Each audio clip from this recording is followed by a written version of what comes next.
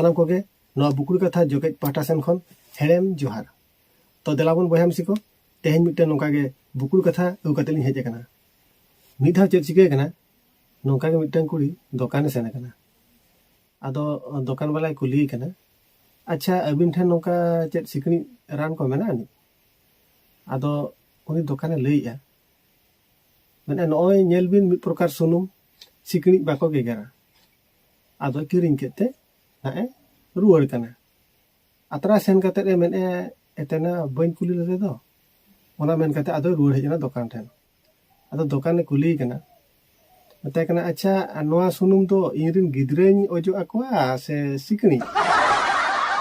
तो देलावन आर मिटें बुकुड़ कथा बा आंजम लेगे।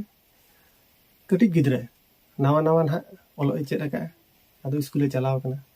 स्कूल ना जहां को पढ़ा बड़ा के को आदो रुवाड़ हेज कते ना कटी दुलड़ ñote आज आए मेताय कना मागो बाडायाम से आली मास्टर से चेन हो बांग ओरबंगाया होला मिटें कथा मेन किया आरो तेहेन मिटें कथा मेनेया। आदो आज आए चेद लेकाते आम दम बाडाय किया। आदो गिद्रे मेनेया बाडायाम से मागो होला दो मेन किया 5 रे 5 मेसा लेखान 10 आरो तेहेन दो मेनेया 8 रे 2 मेसा लेखान 10।